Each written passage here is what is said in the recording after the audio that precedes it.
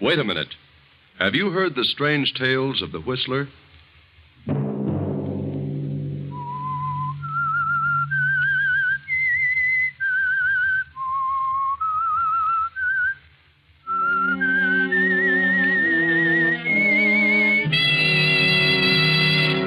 I'm the Whistler.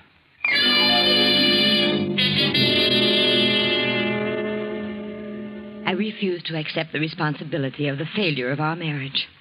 I know who caused it, and I know who she is. I refuse to give you up to her. And so, I have made a decision. Another Sunday night, and again, CBS presents The Whistler.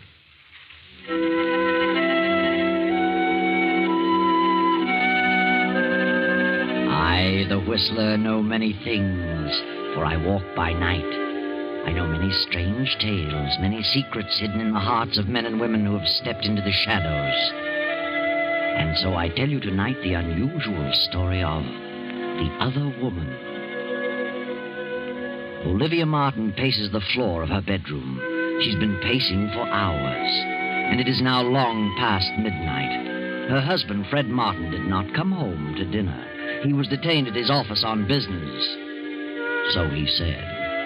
But Olivia knows that it isn't his advertising business that detains him.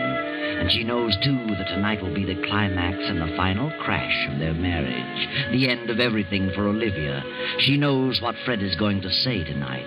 For months she has been fearful of this moment, and now it has come. Olivia, you awake? Yes? Come in. I thought you might be asleep. How could I sleep? You know better than that. It's 1 o'clock, isn't it? Yes, Fred. I didn't realize it was that late. You don't usually bother to see if I'm awake. Don't I? For the past 2 months, you've passed right on to your own room. Yes. Yes, I guess I have. Get your business settled? Yes. Yes, I had quite a bit to attend to. Have dinner at the club? Oh, yes, at the club. Then why didn't you answer my call? I had you paged. They said you hadn't been there this evening. Oh? Well, perhaps I hadn't arrived yet. Really? What did you want? I don't know. I don't remember now what I called you for. I see. Well, I think I'll turn in. Good night, Olivia. Why don't you say it? Say what? What you came here to say. What makes you think I had anything particular to say? I know. I don't know how, but I've known all evening you were planning to tell me something when you got in. Oh, that's nonsense. No, Fred. I've known for months this was coming. I know what sort of business detained you. Another woman. What? At first, I believed you. As the weeks passed and I realized you were growing colder, the whole thing became clear to me. Then I knew you were evading me, that you were lying about those business appointments at night. Go on. We've been married 10 years, Fred. I've done everything humanly possible to make our marriage a success. Have you? I think I have. At least I've tried. That's your opinion, Olivia. Why didn't you come right out and tell me about this woman at the very beginning? Why should I? Oh, Fred. I'm sick all over. I've tried not to believe it. Now, let's not have a scene, Olivia. What do you expect me to do, laugh it off? No, not you, Olivia. Certainly not you. I suppose you'll say it's all my fault. I'm to blame for everything. Well, isn't that what you're trying to say? I haven't said anything. Then why don't you? Say something. Why do you beat about the bush? You came here to say something. Say it. Very well, since you put it that way, I will. I'm going out of town tomorrow on business. I'm sending my things to the club. When I return, I intend to live there. Fred. Wait a minute, Olivia. I haven't finished yet. I want you to get a divorce on any grounds you please. Desertion or whatever you wish. Divorce? Do you mean that? I do. Very well. If that's the way you want it, there's nothing else I can do. No, Olivia, nothing. Good night.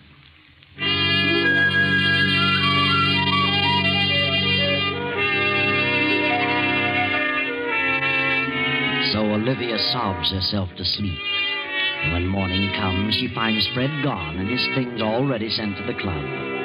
All day she wanders aimlessly about the house like a lost soul. Then as night falls and her loneliness increases, she is seized with a horrible feeling of hopelessness. A strange depression comes over her, and she sits down at the desk and writes a note. Fred, the very thought of losing you, the thought of divorce, the thought of giving you up for another woman is more than I can bear. The shame, the disgrace, the scandal of it all would, I know, drive me insane. Regardless of what you may think, I refuse to accept the responsibility of the failure of our marriage. I know who caused it, and I know who she is. You'd never be happy with a woman of her type. You'd be throwing your life away. I refuse to give you up to her. And so, I have made a decision. Goodbye, Fred. Olivia.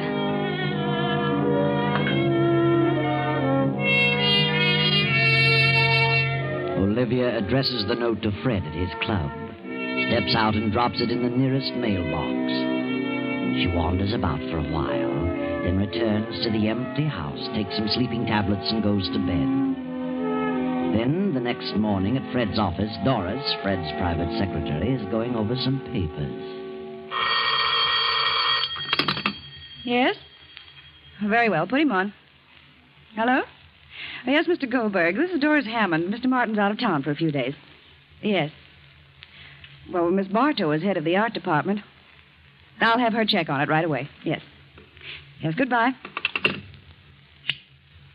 Yes? Tell Rita Bartow to come in here, please. Miss Bartow isn't coming in today. She's staying home. Has a bad cold. Oh, I see. Well, we'll send Jack Mallory in then. Yes, Miss Hammond. You want to see me, Miss Hammond? Oh, yes, Jack. I understand Rita's ill, isn't coming in today. No, I guess not. Well, Mr. Goldberg over at Lake Laboratories wants to know which ad she intended to run next week. Only Rita knows about that. Perhaps we'd better send them over to Rita's apartment and have her select the one she wants to use. Very well. Who shall I send? Well, I don't know of anyone who'd rather go on that errand than you, Jack. Well, how'd go if you insist? I don't think I have to insist, especially where Rita's concerned. All right. I'll run over there. I thought you would. Thanks, Doris. See you later.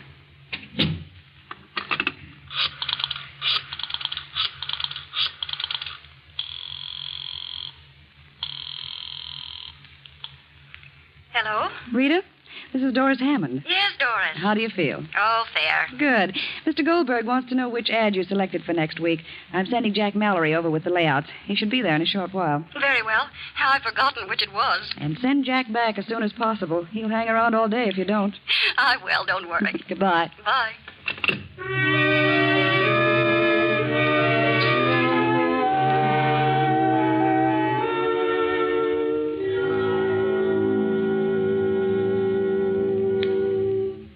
Hello, Rita. How do you feel? Oh, all right. Just didn't feel like coming to the office today. I thought you had a bad cold. No, not too bad. I'll be all right tomorrow. Mr. Goldberg wants you to select the layout for next week. Here they are. Which do you want? Well, I'd planned on this one. But I think you should make this section in red. Oh, I see. That's easy.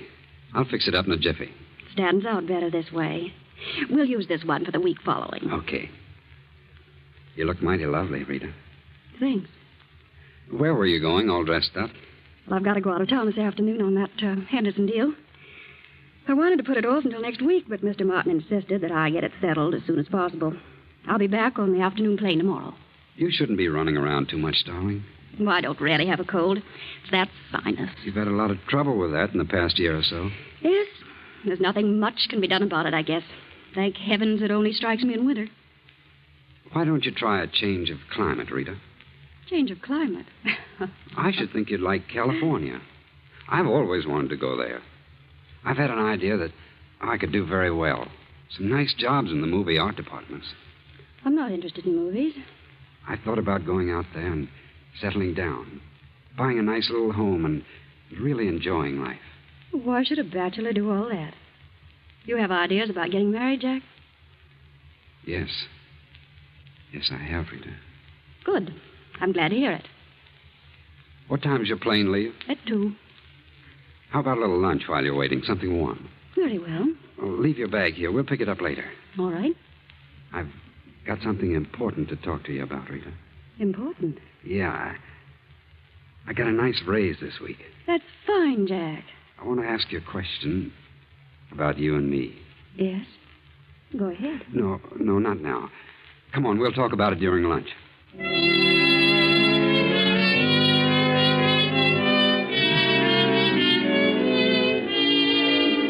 Meanwhile, Olivia Martin, having made a decision and formulated a plan, visits her husband's office and calls on Doris, the secretary. Good afternoon, Miss Hammond. Oh, how do you do, Mrs. Martin? I was just going out to lunch. Would you join me? I'm sorry, Miss Hammond. I'm afraid I haven't time. I'm in rather a hurry. I've a number of things to do this afternoon. Oh, can I help you? I suppose you're quite busy yourself. Oh, yes, my work is always doubled when Fred leaves town. Fred? Yes, Mr. Martin. Oh, my husband. I suppose it does seem strange for an employee to call him Fred. But for some reason I've gotten into the habit and can't seem to break it. He doesn't seem to mind, however. That's so.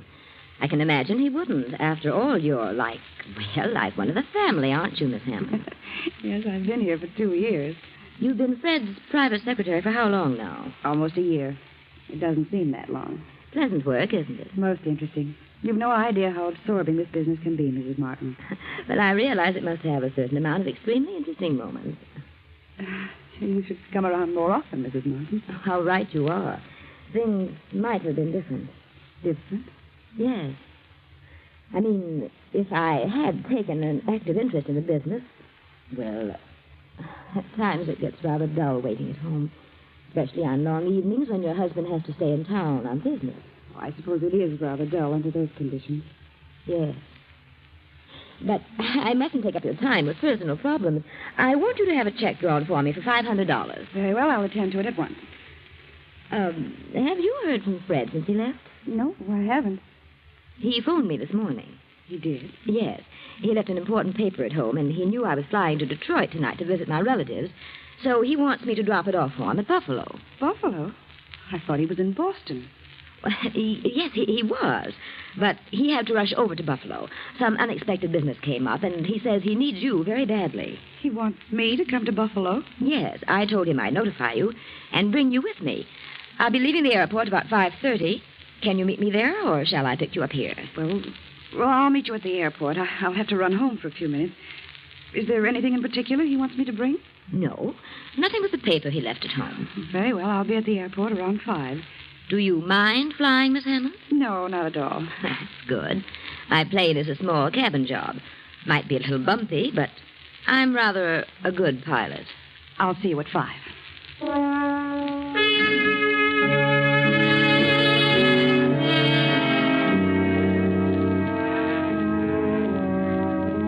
Shortly after noon, rain begins to fall. Round 2, the storm becomes heavier. Then Jack returns. Jack Mallory, where on earth have you been? Do you know what time it is? Yes, I'm sorry. I got to talking and didn't realize the hour. Well, what about the layout? Did Rita select one? Yeah, this one. She made a couple of changes in it. So? What changed? Oh, nothing important. Just wanted this section set up in red. Stands out better. Yes, so it does. Well, I'd better put it through right away. I'm sorry to have been so late with it. I'm glad you got back with it before I left. Left? Where were you going? Mr. Martin phoned. He wants me to join him in Buffalo. Something important has come up. Buffalo? Mm-hmm. I thought he was in Boston. He had to run over there in a hurry. Buffalo, huh? Strange. What's strange? Huh? Oh, well, I mean his being in Buffalo. What's strange about it? Oh, I don't know. I suppose he could be in Buffalo. Well, what's the matter with you, Jack? Why? Oh, nothing at all. Here, lean over here. What? Why? A little closer. What? What's the matter? Well, of all things, now I've seen everything. You've actually had a drink. You, of all people. Well, I don't approve of it as a rule, but I walked back from Rita's place. I got my feet a little wet in the rain. Felt kind of chilly. I was afraid I was catching cold, so I dropped in at a bar on the way back and had a drink. Well, I hope you don't get sick.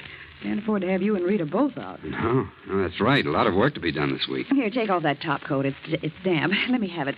Now hang it over the radiator. Well, What's wrong? how on earth did you do this? You spilled ink on the front of your coat. Yeah.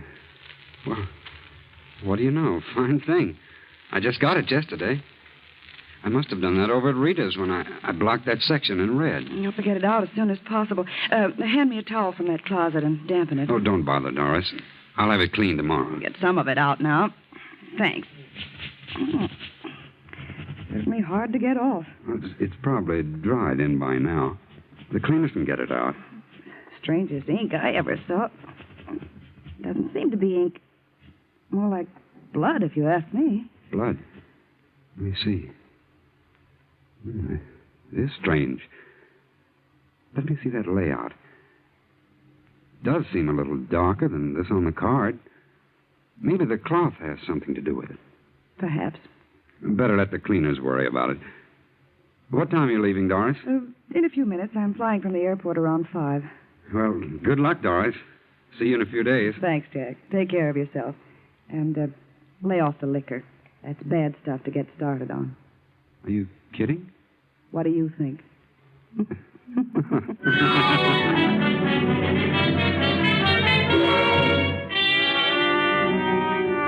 For a few brief moments, Doris stands staring after Jack as he passes through the door to the outer office. Then she picks up the towel, studies it for a moment. Suddenly she tosses it into the desk drawer, leaves the office, and goes home. Then around 5, Doris meets Olivia at the airport. Oh, Mrs. Martin, do you think we should try it tonight? You mean you'd rather not go? Are you frightened? Oh, no. No, I'm not exactly frightened, but... Well, the storm's passed. What's wrong? Well, I don't really know. Nothing, I guess. Well, nothing to worry about. I've flown this plane in all kinds of weather. Yes, of course. Well, we're all set. Let's climb in. I wish I could have talked to Fred. I haven't the slightest idea what this is all about. You'll know what it's all about. In no time at all. What? We'll get there in a couple of hours. Don't worry.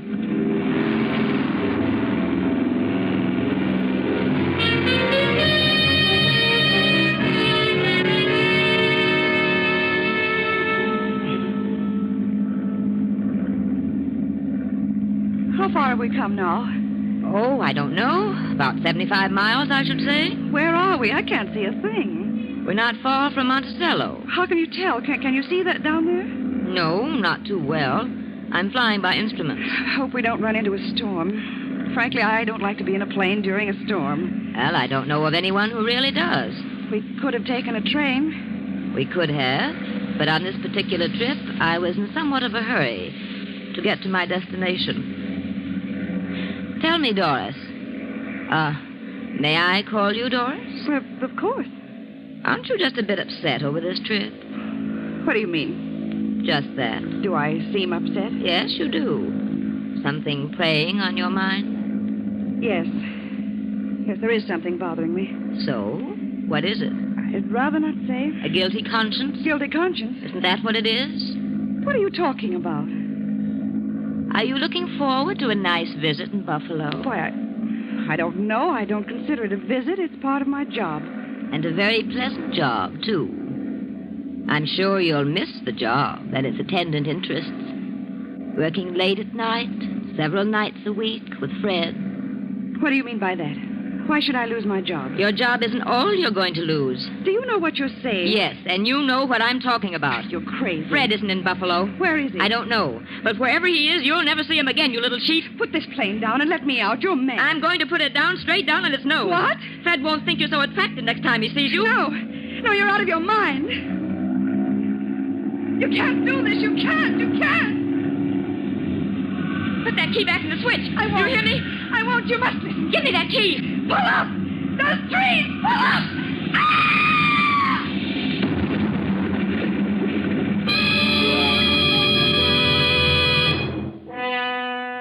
By some strange quirk of fate, Olivia is foiled in her plan of suicide and murder.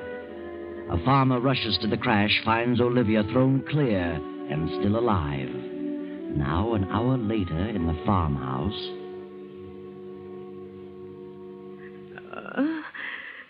Well, how do you feel, ma'am? What? Why? Who are you? I'm Doc Sanders. Doctor? Where am I? You're on Jake Barrett's farm. Found you right after the crash. Believe me, you're mighty lucky. Lucky? What do you mean? You were thrown clear when you hit the treetops. Got off with a few scratches and a couple of rattling good bumps, but not a busted bone anyplace. What happened to my passenger? Well, I'm sorry to say she's dead. Dead? She's dead. Yeah, she wasn't as lucky as you. I'm lucky, am I? Don't you think so? No. No, I don't. I'm not lucky. That isn't the way. Now, take it easy. I know how you feel, but you couldn't help it, ma'am. These things just happen sometimes. No, they don't just... What were you going to say, ma'am? Nothing. I wasn't going to say anything. Oh. Well, they located your husband, ma'am. Jake's driving you back to New York tonight. Now, you'll be all right.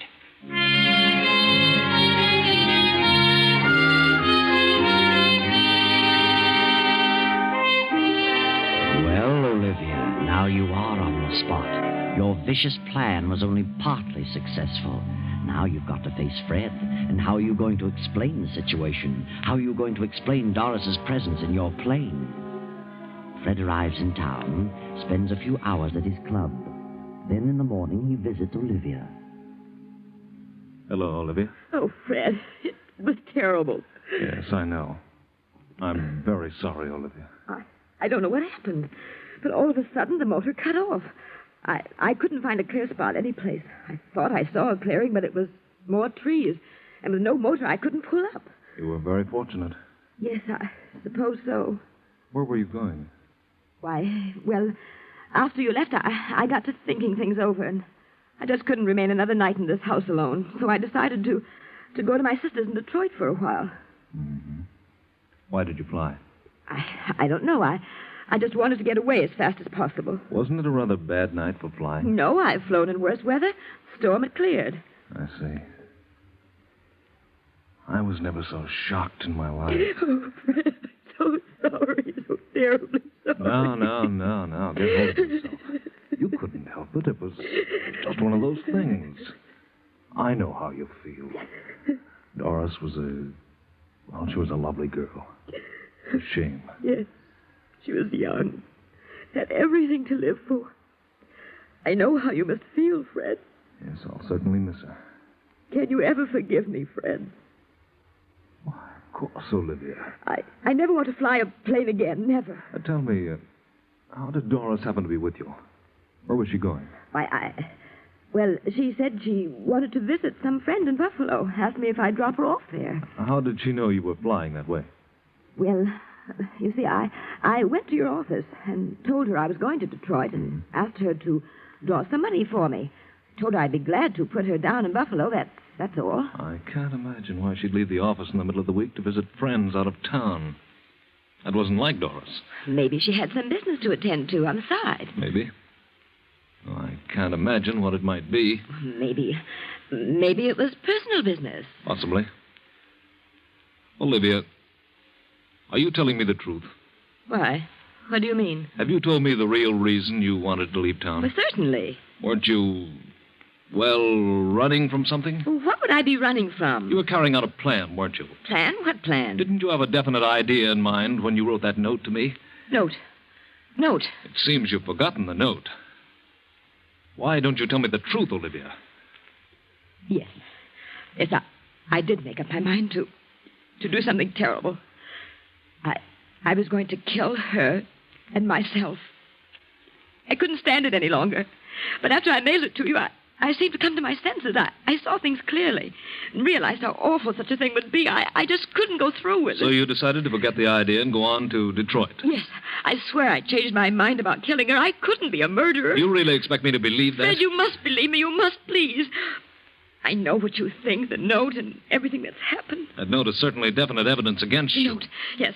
Oh, Fred, I swear I didn't. That's easy to say, but the note is too convincing. Where is the note? You must destroy it. Don't tell anyone about it, please, Fred. What time was it when you visited my office? Oh, I don't know. About noon, I think. And you mailed the note the night before? Yes. And you made up your mind to leave town. You went to the office, told Doris about it, and left at 5. Yes, that's right. And what did you do in the meantime? Oh, I can't remember. I'm so confused. I went shopping for a while. Are you sure? I don't know. I don't know, but I swear I changed my plan by the time morning came. You're going to have a hard time proving all that. It's the truth. Why shouldn't they believe the truth? The circumstances all tie in too well. We had separated the day before I moved to the club. Several people knew about that. And in the note, you said you knew who the other woman was and stated clearly what you intended to do about it. I know. Then how else can the police look at it? Police? What do they know about it? They've been putting two and two together. But the note. How do they know what's in the note? They were waiting for me when I got back from Boston. They had already found the note. They showed it to me. That's where you made your big mistake, Olivia. Fred, they really think I killed her, murdered her? They do. What are they going to do? The detectives are here now. They want to talk with you. Detectives? Yes. Yes, I'll be calm. Very well. Come in, Captain Evans. Thank you. Olivia, this is Captain Evans. And this is Lieutenant Davis. How do you do? Good morning, Mrs. Martin. Did you gentlemen wish to see me? Yes, we'd like to ask you a few questions. Yes. Yes, of course. But I haven't done anything. I'm absolutely innocent. Yes, I know, Mrs. Martin. We don't want to upset you. Just answer a few questions. Very well. Is it true that your husband left you a few days ago with the idea that you were to get a divorce? Yes. He took up residence at his club? Yes. You believe that your husband was in love with another woman? I did. Did you know who that woman was? I did.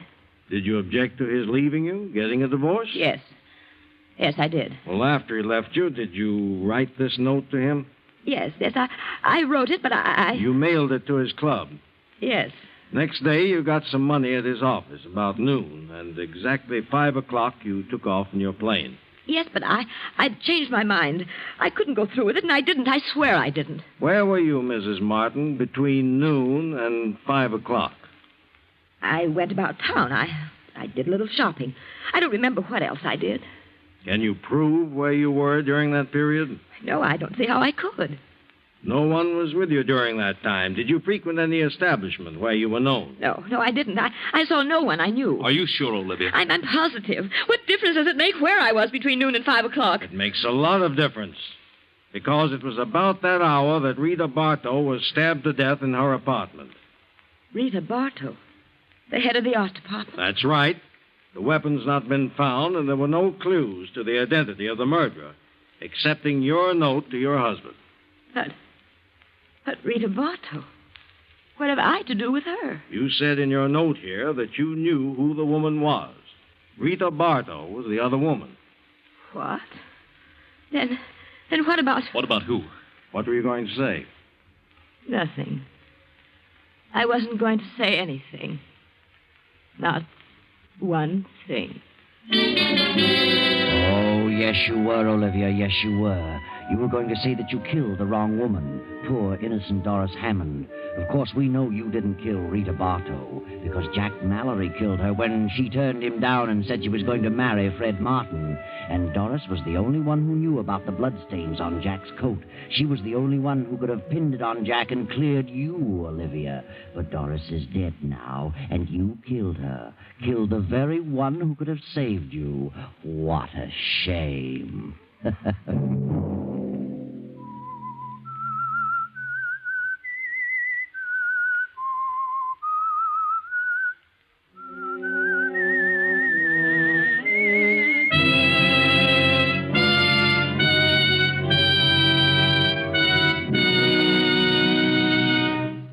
CBS has presented The Whistler.